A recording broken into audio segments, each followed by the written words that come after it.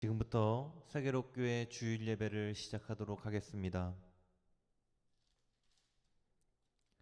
내가 복음을 부끄러워하지 아니하노니 이 복음은 모든 믿는 자에게 구원을 주시는 하나님의 능력이 됨이라. 먼저는 유대인에게요 그리고 헬라인에게로다. 복음에는 하나님의 의가 나타나서 믿음으로 믿음에 이르게 하나니 기록된 바 오직 의인은 믿음으로 말미암아 살리라 함과 같으니라. 아멘. 살아계신 하나님 감사합니다. 하나님, 세상의 상황이 어렵고 코로나로 인하여서 많은 사람들이 힘든 가운데 있지만 우리가 그리스도를 의지함으로 말미암아 오늘도 주님 앞에 서기를 간절히 소망합니다. 주님 앞에서 이 어려움과 그리고 또한 이 위기 상황들을 잘 겪어내기를 간절히 바라고, 또한 믿음으로 승리하는 우리 세계로교회 모든 성도들이 될 수 있도록 주님 함께하여 주시옵소서. 감사를 드리며 예수님의 이름으로 기도합니다. 아멘. 사도신경으로 신앙 고백합니다. 전능하사 천지를 만드신 하나님 아버지를 내가 믿사오며 그 외아들 우리 주 예수 그리스도를 믿사오니 이는 성령으로 잉태하사 동정녀 마리아에게 나시고 본디오 빌라도에게 고난을 받으사 십자가에 못 박혀 죽으시고 장사한 지 사흘 만에 죽은 자 가운데서 다시 살아나시며 하늘에 오르사 전능하신 하나님 우편에 앉아 계시다가 저리로서 산자와 죽은 자를 심판하러 오시리라. 성령을 믿사오며 거룩한 공예와 성도가 서로 교통하는 것과 죄를 사하여 주시는 것과 몸이 다시 사는 것과 영원히 사는 것을 믿사옵나이다. 아멘.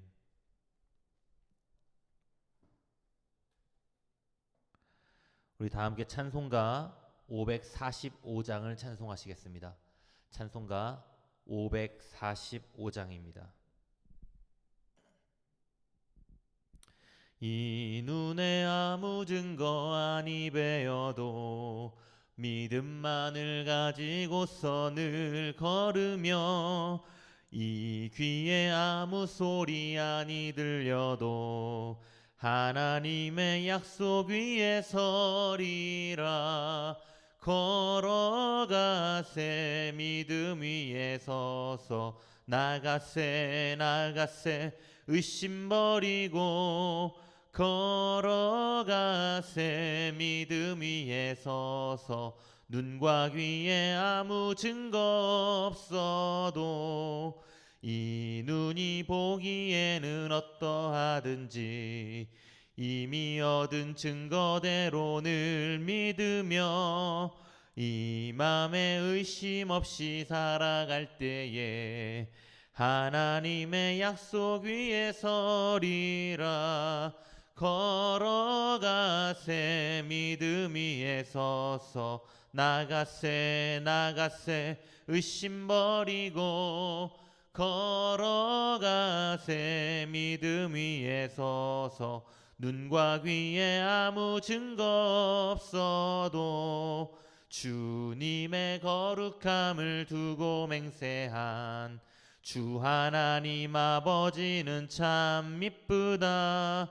그 귀한 모든 약속 믿는 자에게 능치 못할 무슨 일이 있을까.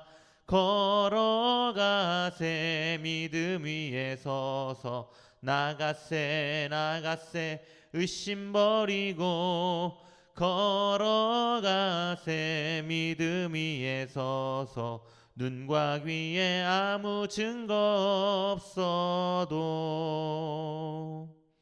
아멘. 우리 이 시간 다 함께 세계로교회 기도문을 낭독하시겠습니다. 세계로교회 성도들이 삶의 자리에 예배를 세우게 하소서. 날마다 말씀 묵상과 기도하는 삶을 살게 하소서. 삶의 현장에서 그리스도의 증인이 되고 복음을 전하게 하소서.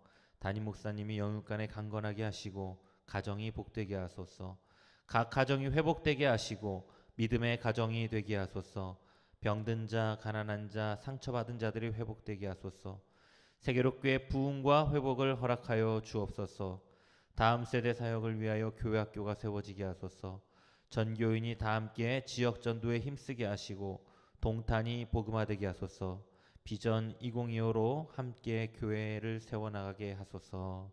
아멘. 우리 잠시 광고 말씀드리고 제가 기도와 봉헌 기도를 함께 하도록 하겠습니다. 우리 세계로 교회뿐만 아니라 지금 많은 교회들이 이제 그 예배를 중단하게 되었습니다. 지금 경기도에서 지금 집회 금지 명령을 내렸고, 그리고 또 우리는 언제나 온라인으로 준비가 되어 있기 때문에 이렇게 온라인 예배로 돌리는 것이 익숙하지 않은 것은 아닙니다. 하지만 우리가 각 가정에서 예배를 드린다 할지라도 우리 성도님들 각 가정에서 정말로 뜨거운 마음으로 예배를 준비하시기를 바라고 정성껏 예배를 드리시는 우리 세계롭게 성도님 되시기를 바랍니다. 그리고 우리가 2주간 이렇게 일단 진행은 하고요. 혹시라도 상황을 봐서 어떻게 해야 할지 제가 다시 한 번 더 우리 성도님들께 연락을 드리도록 하겠습니다. 네, 이 시간 우리가 봉헌 기도와 제가 기도를 함께 하고 주기도문으로 우리 함께 기도하도록 하겠습니다. 살아계신 하나님 감사합니다. 하나님의 은혜로 이렇게 하루하루를 살아갈 수 있도록 인도하여 주시고, 그리고 또한 날마다 호흡으로 또한 각종 풍성한 것들로 우리를 인도하여 주시니 우리가 얼마나 감사한지 모릅니다. 주님께서 주시는 크신 은혜와 그리고 또한 주님께서 주시는 풍성한 것들로 우리가 날마다 감사한 생활들을 이어나가게 하여 주시고, 우리 성도들 가정 위에 하나님의 한량없는 은혜가 임할 수 있도록 주님 함께하여 주시옵소서. 지금 가정에서 예배드리고 있는 성도들, 하나님 그 자리에 하나님 성령의 은혜를 더하여 주셔서 성령의 기름 부음으로 예배를 드리게 하여 주시고, 그곳이 하나님의 거룩한 집이 되어 아름다운 예배가 드려질 때 하나님 영광 받으시는 놀라운 역사가 임하게 하여 주시옵소서. 특별히 하나님께 감사의 예물을 드리는 귀한 손길들이 있습니다. 그들을 축복하여 주시고 하나님의 영광 가운데 걸어가는, 그리고 또한 그들의 삶의 자리가 변화되는 놀라운 역사를 경험하게 하여 주시옵소서. 주님께서 이 모든 예배를 이끄시고 그리고 또한 우리와 동행하여 주시고 함께 하실 줄로 믿사오며 예수님의 이름으로 기도합니다. 아멘. 네, 우리 하나님 말씀 보도록 하겠습니다. 오늘 우리에게 주신 하나님 말씀은 마태복음 15장 29절에서 31절까지의 말씀입니다.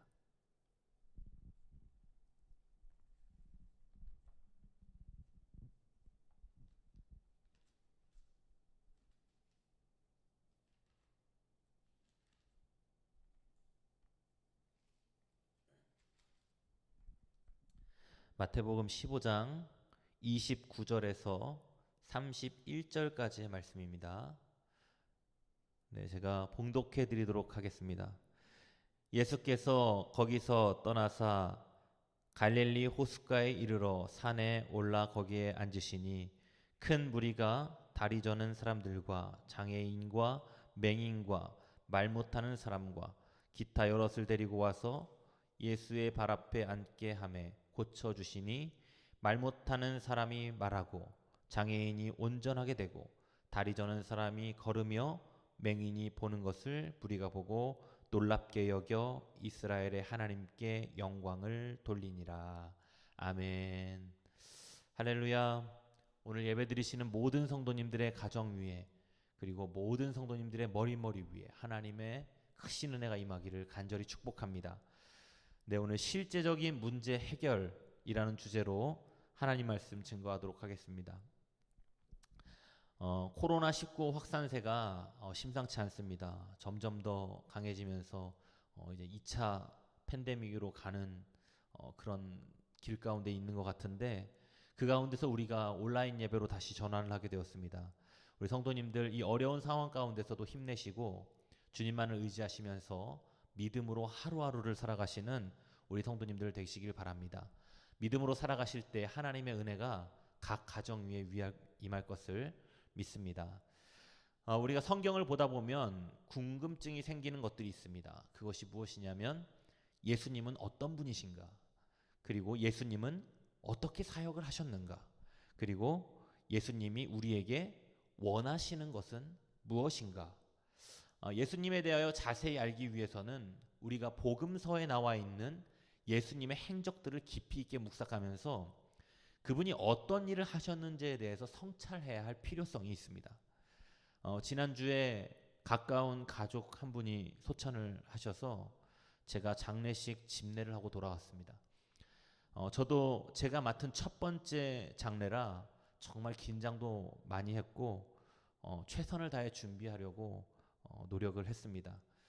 장례식이라는 것은 가족들이 고인의 마지막을 준비하는 것이기 때문에 유가족 입장에서는 정말로 정성을 다해서 이 장례를 치르려고 하는 것이죠. 그래서 목사인 저도 그 마음을 알기에 정말로 정성을 다해 준비하려고 노력을 많이 했습니다. 물론 저도 장례를 치르는 것이 처음이라 긴장을 많이 했는데 처음 장례를 치러보는 초보이지만 유가족들은 저만 바라보고 있기에 정성을 다하지 않을 수 없었습니다.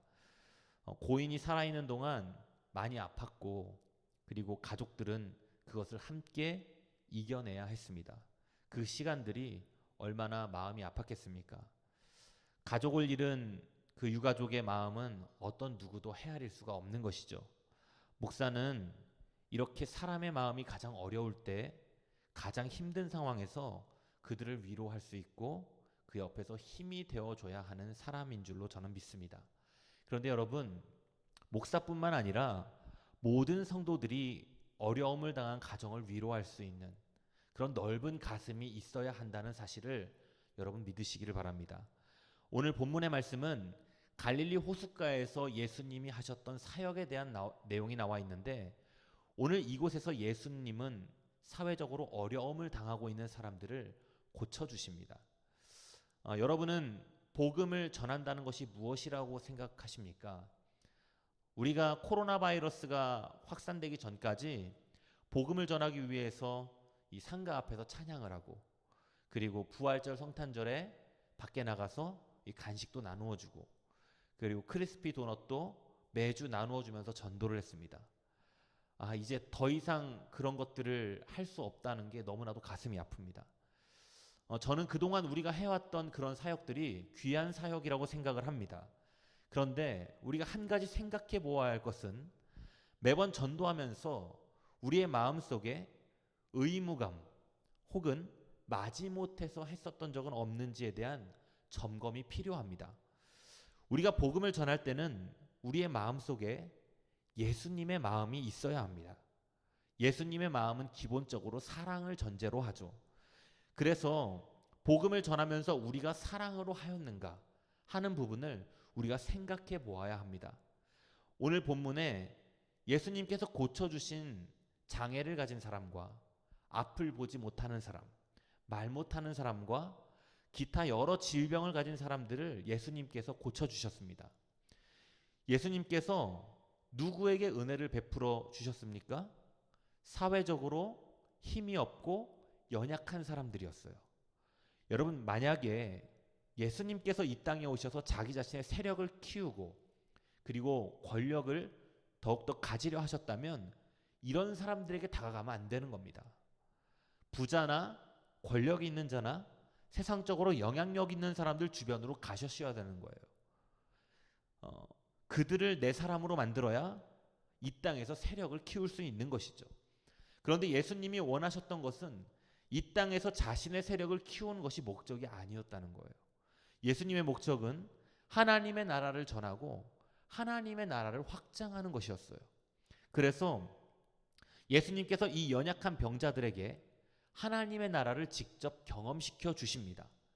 예수님이 이들에게 복음을 전하실 때 단지 말로만 전한 것이 아니라 직접 보여주세요. 이들이 가지고 있는 문제를 실제적으로 해결을 해주시는 구체적인 사랑의 실천을 행하신 거예요. 우리는 여기서 중대한 복음 전파의 원리 한 가지를 깨닫게 됩니다. 그것은 바로 복음은 결코 말로만 해서 전해지는 것이 아니라는 것입니다. 많은 사람들이 전도라 함은 전도지를 들고 나가서 거기에다가 사탕이나 비타민 같은 거 붙여서 나누어 주는 것이라고 이렇게 생각하는 경우가 많습니다. 그런데 여러분, 사랑이 없이 행해지는 이러한 것들은 어찌 보면 복음 전파의 일부에 지나지 않습니다. 혹여나 의무감에 어쩔 수 없이 하게 된다면 길거리에서 전단지 나눠주는 것과 별반 다르지 않습니다. 사실 코로나 이전의 교회를 보면 전도지 나누어져서 사람들이 교회를 나오는 경우는 거의 없었습니다. 왜 전도지로 사람들이 교회에 오지 않을까요? 그것은 전도지만으로는 그리스도의 사랑을 모두 담아내기가 어렵기 때문에 그런 것입니다. 그러면 교회는 복음을 어떻게 전해야 되느냐? 그것을 알려면 교회에 정착하고 다니는 사람들이 어떠한 계기로 교회를 다니게 되었는지를 보면 알 수가 있습니다. 대부분 지인의 소개나 그리고 또한 지인의 전도로 나오게 되는 경우가 많습니다.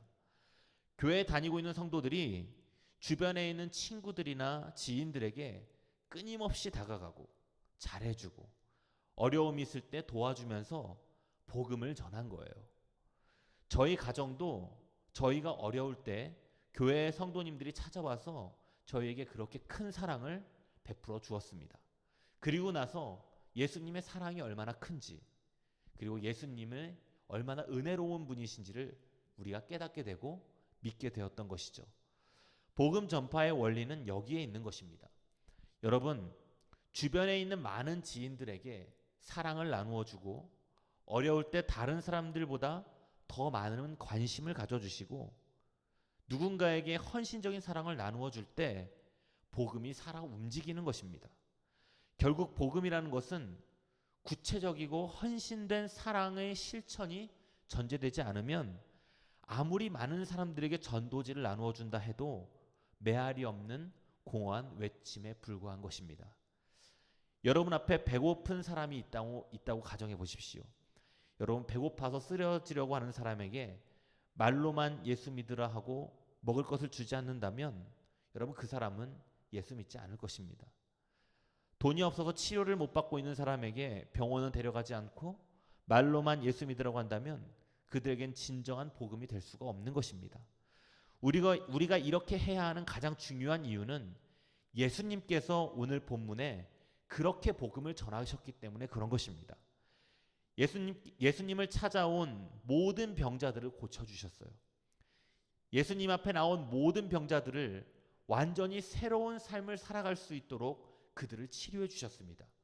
이것이 주님 앞으로 나오는 사람들이 누리는 은총입니다. 이들이 누렸던 새로운 삶, 그것이 무엇이었나? 사실 어떤 신체적인 질병이나 장애를 가지고 살아가는 것은 참 어려운 일입니다. 특히 예수님 당시에 이 1세기의 유대 사회 속에서는요, 환자 혹은 장애인들이 감수해야 했던 그 사회적인 어려움은 너무나도 컸습니다. 당시 유대 사회는 병자나 장애인들을 배려한 어떠한 복지 제도도 없었을 뿐만 아니라 오히려 질병에 걸리거나 신체적인 장애를 입는 것은 죄에 대한 대가라고 생각하여서 하나님이 내린 저주라고 생각하는 풍조가 있었기 때문에 그들은 굉장히 어려운 삶을 살았습니다. 그래서 질병에 걸리거나 혹은 신체적인 장애를 입게 되면 차라리 죽는 게 나을 정도로 비참한 삶을 살아가야 했던 것이죠. 이처럼 비참한 지경에 놓여 있는 사람들이 예수 그리스도를 만나고 모든 질병과 상처를 완전히 치유받고 정상적인 삶을 살아갈 수 있었던 거예요. 이처럼 예수 그리스도 앞에 나오는 사람들은 그들이 어떠한 문제를 가지고 있든 간에 예수 그리스도로 말미암아 그 모든 문제를 해결받았고 완전히 새로운 삶을 살아갈 수 있었던 것입니다. 단지 신체적인 장애뿐만 아니라 정신적이든 물질적이든 모든 문제를 말론하고 예수 그리스도께서는 그 문제를 완전히 해결해 주시던 분이었다는 거예요. 그래서 어떠한 절망적인 인생도 예수 그리스도 앞에서는 소망으로 바뀌게 된다는 것입니다. 여러분, 성경에 나오는 나인성의 과부 이야기를 너무나도 잘 아실 것입니다. 나인성 과부는 자신의 인생에서 유일한 기쁨이요 소망이라고 할 수 있는 자기 자신의 외아들이 죽었습니다. 외아들을 잃고 어떠한 소망도 없이 살아가야 했던 이 나인성 과부, 그녀는 무덤으로 향하는 아들의 관을 바라보면서 끊임없이 자신의 절망적인 상황을 확인하고 몸부림치며 울었을 것입니다. 그런 그녀에게 예수님께서 찾아오셨어요. 그리고 그녀의 눈물을 닦아주시면서 위로해 주셨을 뿐만 아니라 그녀의 그 절망 같은 상황 속에서 그 궁극적인 문제, 아들의 죽음의 문제를 해결해 주셨습니다. 이로 인하여서 그녀는 절망 가운데서 완전히 벗어나 다시 행복한 삶으로 회복할 수 있었던 것입니다. 여러분, 삭개오도 마찬가지죠. 그는 예수 그리스도를 만남으로써 죄인으로서 모든 사람들에게 지탄받고 소외당해야 했던 이제까지의 삶에서 벗어납니다. 그리고 진정한 아브라함의 자손으로서의 삶을 다시 회복하는 그런 감격을 누리게 되죠. 사랑하는 성도 여러분, 진정한 복음은 사랑이 동반되어야 하며 사랑이 동반된 실천이 함께 해야 하는 것입니다. 성도님들, 주변을 돌아보십시오. 우리의 주변을 돌아봐야 됩니다. 예수님의 마음으로 우리의 주변을 돌아본다면 그동안 보이지 않았던 사람들의 아픔과 상처가 보이게 될 것입니다. 그리스도인들은 그런 사람들에게 관심을 가져야 하고 그런 사람들에게 다가가서 사랑을 실천해야 하는 것입니다. 여러분의 관심과 사랑을 주는 곳에 그리스도의 복음의 은혜가 넘쳐나게 될 것입니다. 저는 이렇게 생각합니다. 우리가 예수님을 진정으로 사랑하고 예수님을 진정으로 믿게 된다면 사랑을 실천해야 되는 것이 아니라 사랑을 실천하게 될 것입니다.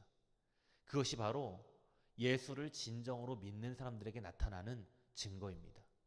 여러분들 삶 가운데서 내 삶만 바라보고 내 앞길만 바라보고 나아가는 삶이 아닌 이제 우리 주위를 돌아보는 삶으로 변화된 삶을 살기를 간절히 소망합니다.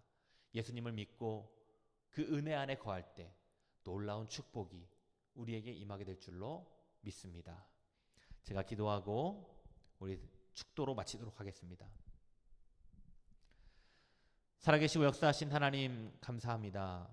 우리를 먼저 택하시고 우리를 먼저 사랑하여 주셔서 우리가 그리스도 앞에 먼저 부름받게 하여 주심에 감사를 드립니다.